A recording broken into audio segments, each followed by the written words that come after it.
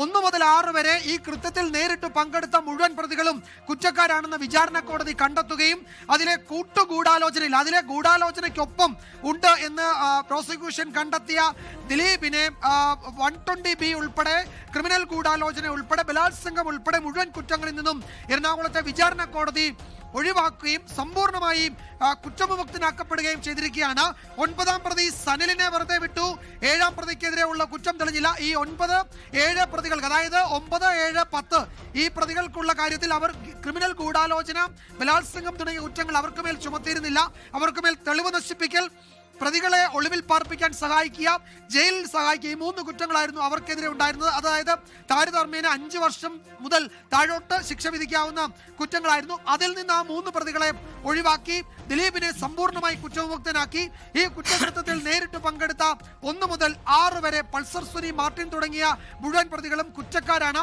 അവർക്കുമേൽ വിചാരണ കോടതിയിൽ പ്രോസിക്യൂഷൻ ചുമത്തിയ മുഴുവൻ കുറ്റങ്ങളും സംശയാതീതമായി തെളിയിക്കപ്പെട്ടിരിക്കുകയാണ്. അതായത് പരമാവധി ശിക്ഷ അവർക്ക് കിട്ടാവുന്നതാണ്. അതിനുള്ള വകുപ്പുകൾ മുഴുവൻ, അതായത് പ്രോസിക്യൂഷൻ 1 മുതൽ 6 വരെ പ്രതികൾക്കെതിരെ ചുമത്തിയ മുഴുവൻ കുറ്റങ്ങളും ഒഴിവാക്കിയിരിക്കുന്നു. ശരി വിജയകുമാർ, അതായത് 1 മുതൽ 6 വരെ ഈ കുറ്റകൃത്യത്തിൽ നേരിട്ട് പങ്കെടുത്തവർ കുറ്റക്കാരാണെന്ന് കോടതി പറഞ്ഞിരിക്കുന്നു. ആ പ്രതികൾ പൾസർ സുനി, മാർട്ടിൻ ആന്റണി, മണികണ്ഠൻ, വിജീഷ്, സലീം എച്ച്, പ്രദീപ് എന്നിങ്ങനെ 1 മുതൽ 6 വരെയുള്ള പ്രതികൾ കുറ്റക്കാരാണ്. അവർക്കെതിരെ ഗൂഢാലോചന, കൂട്ടബലാത്സംഗം എല്ലാ കുറ്റവും തെളിഞ്ഞിട്ടുണ്ട്. കൂട്ടബലാത്സംഗം ഉൾപ്പെടെയുള്ള കുറ്റം തെളിഞ്ഞിരിക്കുന്നു. 354, 354B എന്നിവ നിലനിൽക്കും. 366 നിലനിൽക്കും.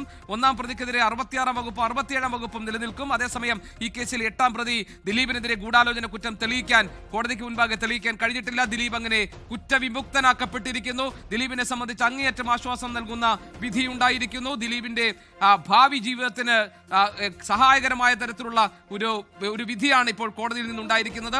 ഗൂഢാലോചന തെളിഞ്ഞിട്ടില്ല എന്ന് കോടതി പറയുന്നു. 9ാം പ്രതി സനിലിനെ വെറുതെ വിട്ടിട്ടുണ്ട്. മേസ്തിരി സനൽ ഈ കേസിൽ പ്രതിയായിട്ടില്ല, വെറുതെ വിട്ടിരിക്കുന്നു. 7 പ്രതിക്കെതിരെയുള്ള കുറ്റം തെളിഞ്ഞിട്ടില്ല. പ്രതികൾക്ക് സഹായം ഒരുക്കി എന്നതായിരുന്നു 7ാം പ്രതിയായിരുന്ന ചാർലി തോമസിനെതിരായിട്ടുള്ള കുറ്റം.